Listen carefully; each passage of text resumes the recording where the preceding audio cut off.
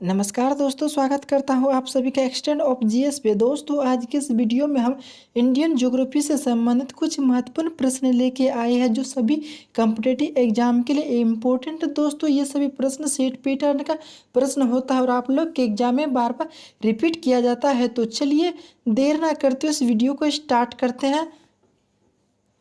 ये रहा आज का पहला प्रश्न। आज का पहला प्रश्न क्या कह रहा है? प्राचीन भारतीय भौगोलिक मान्यता के अनुसार भारतवर्ष किस द्वीप का अंग था? ये जो भारतवर्ष आप लोग को दिखाई दे रहा है, यह पूछ रहा है कि ये भारतवर्ष किस भौगोलिक मान्यता के अनुसार किसका हिस्सा था? इसका राइट आंसर ऑप्शन बी हो जाएगा। ये भारतवर्ष जो है ना, जम्बू द्वीप का एक हिस्सा था। सर्वप्रथम इंडिया शब्द का प्रयोग भारत के लिए किस भाषा में किया गया था? सर्वप्रथम इंडिया शब्द का प्रयोग भारत के लिए ग्रीक भाषा का प्रयोग किया गया था। इसका राइट आंसर ऑप्शन बी हो जाएगा। चलिए नेक्स्ट प्रश्न पे चलते हैं। भारत की मुख्य भूमि की दक्षिणी सीमा क्या है? भारत की मुख्य भूमि की दक्षिणी सीमा दोस्तों 8 डिग्री 4 मिनट उत्तरी अक्षांश कहलाता है। इसका राइट आंसर ऑप्शन सी हो जाएगा। ये हमारा प्यारा सा भारत है और भारत के इधर देख लीजिए दोस्तों, यहाँ पर उत्तरी ये दक्षिणी सीमा हो गई है। यही दक्षिणी सीमा के बारे में पूछ रहा है। दक्षिणी सीमा कितना होता है? दक्षिणी सीमा 8 डिग्री 4 मिनट होता है। और यदि आप लोग से ये पूछ लिया जाए कि भारत के सबसे दक्षिणतम बिंदु कौन सा है, तो आप लोग जो है ना, पिग्मेलियन या इंदिरा पॉइंट आप लोग को ऑप्शन में मिलेगा, उसको टिक करके आ सकते हैं। और यदि पूछ लिया जाए कि सबसे उत्तरी सीमा यहाँ कौन सा बिंदु पाया जाता है, यहाँ पर इंदिरा कोल पाया जाएगा। और पूर्वी में कौन पाया जाएगा? पूर्वी में किबिथु कहाँ पर पाया जाता है? अरुणाचल प्रदेश में। और यदि पश्चिम में पूछा जाए तो पश्चिम में ग्वारमाता मिलता है। ग्वारमाता गुजरात राज्य में मिलता है। ये जो है ना, चारों ओर एक्सटेंड है किसका? भारत का। तो चारों ओर जो है सबसे अंतिम बिंदु है। सबसे अंतिम बिंदु में सबसे अंतिम दक्षिण में सबसे कौन है अंतिम में? यहाँ पर जो है इंदिरा पॉइंट हो जाएगा और उत्तरी में इंदिरा कोल हो जाएगा। पूर्वी में ये कौन है? किबिथु हो जाएगा। और पश्चिम में कौन हो जाएगा? ग्वारमाता हो जाएगा, जो गुजरात राज्य में पड़ता है। तो चलिए नेक्स्ट प्रश्न को देखते हैं। भारतीय मानक समय पर आधारित है। भारतीय मानक समय जो है कितना पर आधारित है दोस्तों? ऑप्शन इसका जो है ना, सी हो जाएगा। इसका ऑप्शन सी हो जाएगा, 82.5 डिग्री पूर्वी देशांतर पर। इसका right answer option C, 82.5 degree पूर्वी देशांतर पर मानक समय आधारित है। यदि आप लोग से ये पूछ लिया जाए कि भारतीय मानक समय कितने राज्यों से गुजरता है? भारतीय मानक समय जो है 5 राज्यों से गुजरता है। 5 राज्यों में यहाँ पर देख लीजिए दोस्तों, कौन हो जाएगा? 1 नंबर आपका उत्तर प्रदेश हो जाएगा। 2 नंबर में मध्य प्रदेश हो जाएगा। मध्य प्रदेश का छोटा भाग ही आता है। इसके बाद छत्तीसगढ़ आ जाएगा। कितना? 3 राज्य हो गया। छत्तीसगढ़ के बाद उड़ीसा आ जाएगा। उड़ीसा के बाद आंध्र प्रदेश आ जाएगा। आप लोग से यदि पूछ लिया जाए कि भारतीय मानक समय कितने राज्यों से गुजरती है, तो आप लोग क्या आंसर दीजिएगा? 5 राज्यों से गुजरती है। 5 राज्यों से जब गुजरती है भारतीय मानक समय रेखा, जीएमटी कहाँ से निर्धारित किया गया है? उत्तर प्रदेश में इलाहाबाद है। और इलाहाबाद के नज़दीक में मिर्ज़ापुर एक डिस्ट्रिक्ट है, मिर्ज़ापुर से ही गुजरता है 82.5 डिग्री पूर्वी देशांतर पर। चलिए नेक्स्ट प्रश्न को देखते हैं। ये रहा नेक्स्ट प्रश्न। भारत का प्रमाणिक समय उस स्थान का स्थानीय समय है जो स्थित है। क्या कह रहा है दोस्तों? भारत का प्रमाणिक समय उस स्थान का स्थानीय समय है जो स्थित है। अभी कुछ देर पहले आप लोग को बताए थे कि उत्तर प्रदेश में एक इलाहाबाद नामक जगह है। इलाहाबाद के नज़दीक में एक डिस्ट्रिक्ट है जिसको जो है ना मिर्ज़ापुर डिस्ट्रिक्ट कहा जाता है। वहाँ से जो है ना समय रेखा गुजरा है। तो इसका राइट आंसर ऑप्शन सी हो जाएगा। प्रमाणिक समय इलाहाबाद के नज़दीक से मिर्ज़ापुर से गुजरता था। मिर्ज़ापुर से पहले नैनीताल से गुजरता था, लेकिन अभी वर्तमान में मिर्ज़ापुर से गुजरता है। और सबसे अच्छा समय रेखा जो है ना, मिर्ज़ापुर को ही माना गया है। चलिए नेक्स्ट प्रश्न को देखते हैं। इंडियन स्टैंडर्ड टाइम और ग्रीनविच मीन टाइम में अंतर कितना है दोस्तों? इंडियन स्टैंडर्ड टाइम और ग्रीनविच टाइम के बीच में 5.5 घंटा अंतर है। तो इसका राइट आंसर ऑप्शन सी हो जाएगा। 5 घंटा 30 मिनट का अंतर है। कितना का? 5 घंटा 30 मिनट का अंतर है। भारत का ध्रुव दक्षिणी भाग की विषुवत रेखा से दूरी कितनी है? देखिए दोस्तों, ये हमारा प्यारा सा भारत हो गया। अब जो विषुवत रेखा से पूछ रहा है दूरी कितना है। ये भारत दक्षिण में एक विषुवत रेखा गुजरा है। कौन सा रेखा? विषुवत रेखा से गुजरा, जो पृथ्वी को 2 बराबर भागों में काटा गया है। विषुवत रेखा को 0 डिग्री लाइन भी कहा जाता है।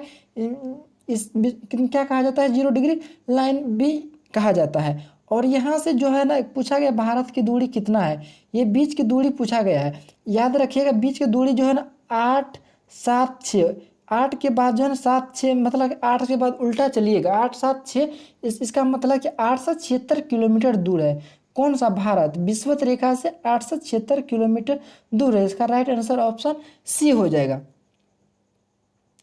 भारत के स्थलीय सीमा की लंबाई कितनी है?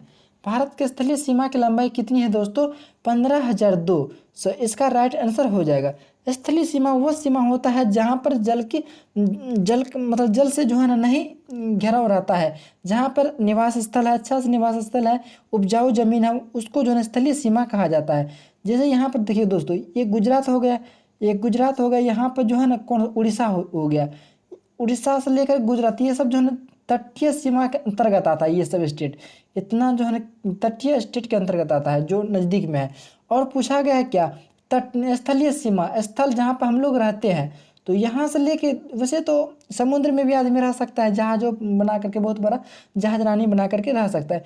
यहाँ से लेकर के यहाँ से पूछा गया है कि इसकी जो है टोटल लंबाई कितनी है। इन सभी लंबाई को जो है ऐड कीजिएगा तो टोटल 15,200 किलोमीटर मिलेगा आपको। तो यही इसका राइट आंसर हो जाएगा। चलिए नेक्स्ट प्रश्न पे देखते हैं। द्वीपों सहित भारत की तटरेखा की लंबाई कितनी है? द्वीप सहित भारत की तटरेखा की लंबाई कितनी है दोस्तों? देखिए दोस्तों, यहाँ पर जो अंडमान निकोबार है और यहाँ पर लक्षद्वीप है, बहुत सारे छोटे छोटे से द्वीप है। यदि इन सभी द्वीपों को मुख्य रूप से मिला लिया जाए और यहाँ से देखिए गुजरात से लेकर के ये सब जो तटरेखा की लंबाई है, इन सभी को आपस में मिला लिया जाए तो 75 से 16.5 किलोमीटर हो जाएगा। इसका राइट आंसर ऑप्शन सी हो जाएगा। पूछा गया है द्वीपों सहित भारत की तटरेखा की लंबाई कितनी होगी? 75 से 16.5 किलोमीटर इसका राइट आंसर हो जाएगा। तो चलिए अगला प्रश्न को देखते हैं। भारत की उत्तर से दक्षिण तक की लंबाई कितनी है? भारत की उत्तर से दक्षिण तक की लंबाई, देखिए दोस्तों, यहाँ से लेकर के यहाँ तक जाइएगा, उत्तर से दक्षिण में यदि आप लोग जाइएगा तो ये गाड़ी से जाइए, साइकिल से जाइए, तो आप लोग को कितना दूरी तय करना पड़ेगा? 32 से 14 किलोमीटर तय करना पड़ेगा। यदि आप लोग का मन उत्तर से दक्षिण न जाकर पूर्व से पश्चिम जाइएगा, पूर्व से पश्चिम यदि आप लोग जाइएगा तो 29 से 33 किलोमीटर डिस्टेंस तय कीजिएगा। पूर्व से पश्चिम 29 से 33 किलोमीटर और उत्तर से दक्षिण कितना है? 32 से 14 किलोमीटर है। इसका राइट आंसर ऑप्शन बी हो जाएगा, 32 से 14 किलोमीटर। भारत की पूर्व से पश्चिम तक की लंबाई कितनी है?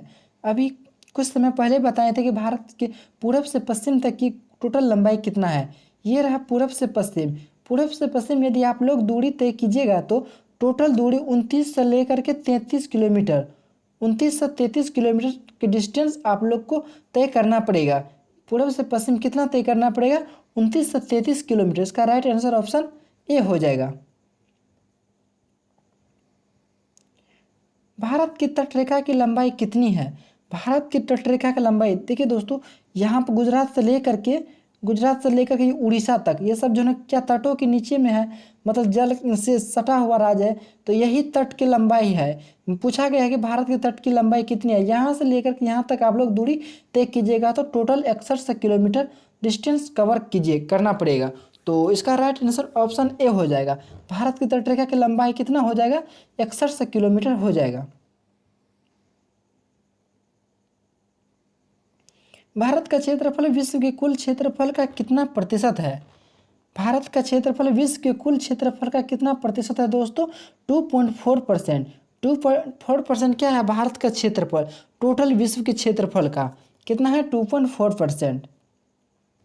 यदि मान लेते हैं कि ये जो है ना पूरा का पूरा एक वर्ल्ड है, क्या है? विश्व है। ये क्या है? इसको मान लेते हैं कि विश्व है, इसके विश्व के अंतर्गत ये जो है ना क्या हमारा भारत है। ये भारत जो है ना टोटल वर्ल्ड का जो 2.कितना% है? 2.4%। यही हमारा राइट आंसर होगा, ऑप्शन बी। चलिए नेक्स्ट प्रश्न पे चलते हैं। भारत के कुल क्षेत्रफल का कितना प्रतिशत भाग पर्वतीय मध्य समुद्र तल से 21 से 35 मीटर या अधिक ऊंचाई पर आते हैं? इसका राइट आंसर ऑप्शन ए हो जाएगा, टोटल 10.7% हो जाएगा। भारत के कुल क्षेत्रफल का कितना प्रतिशत भाग पर्वत है? 10.7% जो है ना भाग क्या है? पर्वतों का है। संपूर्ण भारत के कितने प्रतिशत भूभाग पर पर्वत और पहाड़ियों का विस्तार पाया जाता है? टोटल जो है ना पर्वत और पहाड़ जो है ना कितना परसेंट में पाया जाता है? 29.3% पर जो है ना पर्वत और पठार पाया जाता है और पहाड़ी पाया जाता है। इसका राइट आंसर ऑप्शन सी हो जाएगा। संपूर्ण भारत के कितने प्रतिशत भूभाग पर पठार का विस्तार पाया जाता है?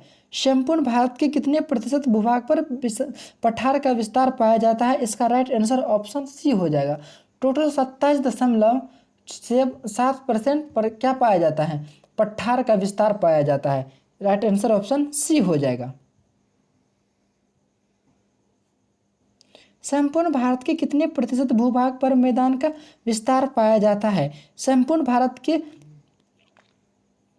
कितने प्रतिशत पर मैदान पाया जाता है? इसका राइट आंसर ऑप्शन डी हो जाएगा। टोटल 43% जो है ना पाया जाता है, क्या मैदान पाया जाता है, जहाँ पे हम लोग रहते हैं पहाड़ी इलाका को छोड़ करके। भारत की प्रादेशिक जल सीमा टेरिटोरियल समुद्री तट से कितने समुद्री मील की दूरी तक है? टोटल जो है ना कितनी मील की दूरी पर है दोस्तों? 12 मील की दूरी पर है। इसका राइट आंसर ऑप्शन ए हो जाएगा। भारत का संलग्न क्षेत्र कॉन्टिन्यूस जोन प्रादेशिक जल सीमा के आगे कितनी समुद्री मील की दूरी तक फैला हुआ है? टोटल जो है ना 12 मील तो इंडियन के अंतर्गत आता है और 24 मील तक जो है ना ये फैला रहता है। कितना मील तक? 24 मील तक फैला रहता है। भारत का एकांतरिक आर्थिक जो एक्सक्लूसिव इकोनॉमिक जोन संलग्न क्षेत्र के आगे कितनी समुद्री मील की दूरी तक है? ऑप्शन बी 200 मीटर तक की दूरी तक है। आज के ये लास्ट क्वेश्चन, और आप लोग इस क्वेश्चन के आंसर जो है ना कमेंट में बताइए कि इसका राइट आंसर क्या हो जाएगा।